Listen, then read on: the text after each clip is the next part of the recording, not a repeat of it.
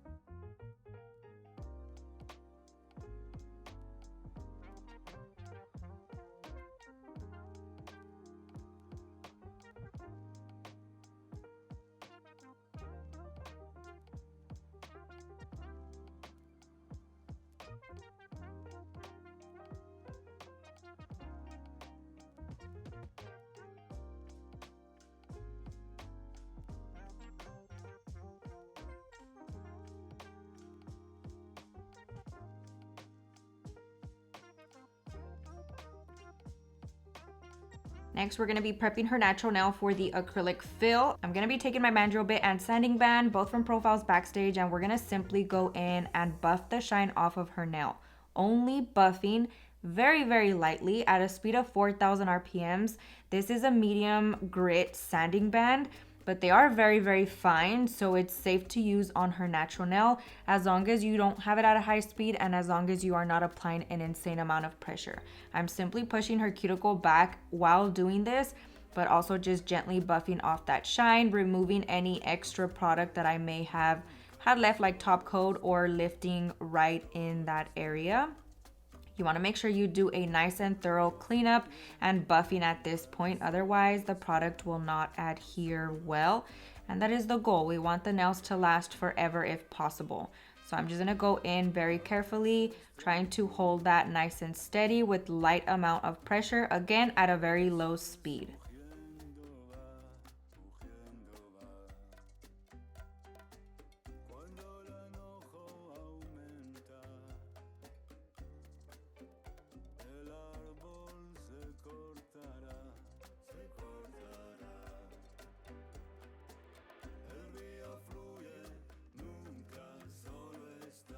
Next, I'm going in with this diamond bit. I absolutely love it. It is such a good bit to use if you're scared of a needle bit.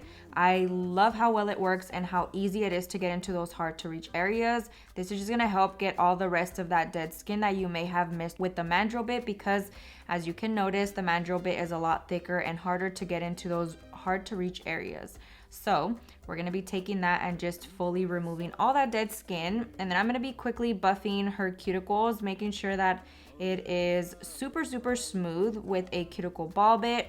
My Efile still is at a speed of 4,000 RPMs. If you feel like this process isn't going as well as you want it to be, definitely go up maybe one speed. So go up to 5,000 RPMs, but always remember to use very light amount of pressure when doing this. We don't want to hurt our client. I'm going in with a primer. This is a XXX bond. I did go ahead and dehydrate and cleanse the nail with a Young Nails swipe and a lint free wipe. I don't know what happened to that footage, But we're going to be going in with our fill. If you have been seeing my sets that I've been doing on my lovely girl Colette, we've been using Sea Salt Caramel from Not Polished. This has been our nude of choice for her set. So we've been doing a fill using that same acrylic, that same color for her nails. It complements her skin tone very, very beautifully. So I'm glad that we went with that color. But I'm just going in with my acrylic brush. This is the Profiles Backstage brush. And I'm just gonna be taking that and getting small beads and applying them to that cuticle area, pushing it slightly up while holding the finger downward. And for my monomer, for reference, I'm using the Kiara Sky monomer for her set and on all my other clients. Medium-sized bead once again, pushing that up and then quickly blending it downwards. Super, super easy process once you get your liquid to powder ratio down. So if you are a beginner nail tech, 1000% recommend you try to get your liquid to powder ratio. Everything else will be super, super easy for you.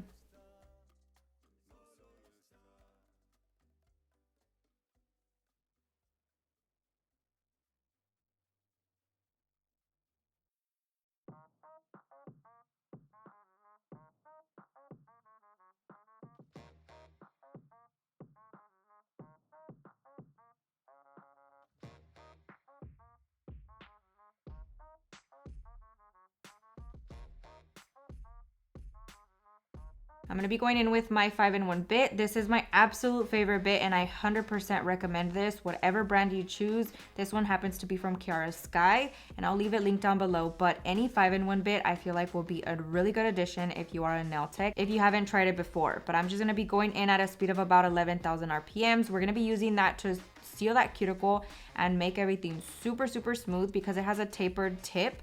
It helps to get right into that cuticle area, make sure it's nice and flush to the natural nail, and then you can use the thicker portions to file the rest of the nail. And I'm just gonna be going vertically up and down to do so, and trying to keep my hand as steady as possible by stabilizing it with my pinky. And again, just trying to get all that nice and smooth.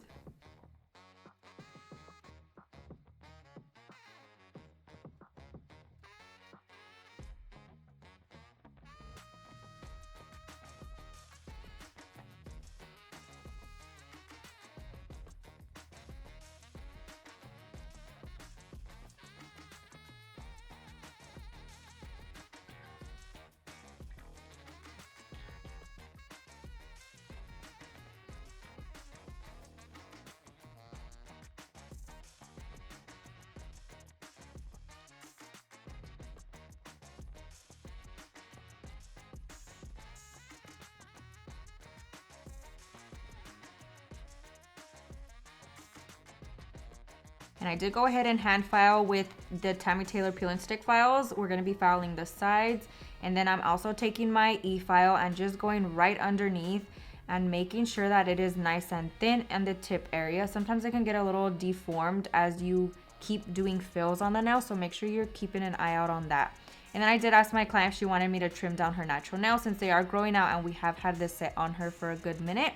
Some people don't mind the growth, but I know a lot of girls do. So I went ahead and just asked her and she said yes. So here we are just taking my 5-in-1 bit, using that same bit and just very, very carefully filing that down until it is pretty much all the way gone. But I'll leave alternative bits as well if you guys don't want to use your 5-in-1 bit. They have really good bits available as well for that process. I'm taking my buffer and just buffing the nails, prepping for our nail art. I do this very, very sloppy.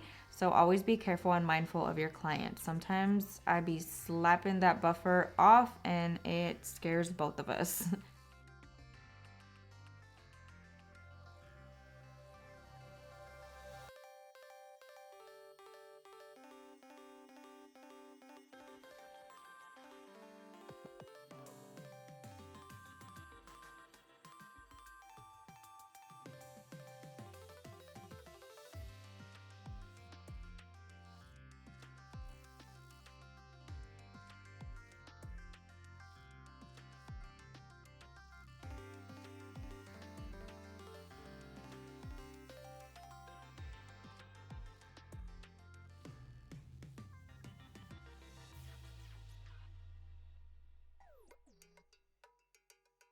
We're going to be quickly cleaning off the surface of the nail with a lint-free wipe and a little bit of Young Nail Swipe. That is always my combo duo of choice, but you can always have your client go and wash their hands if you prefer that.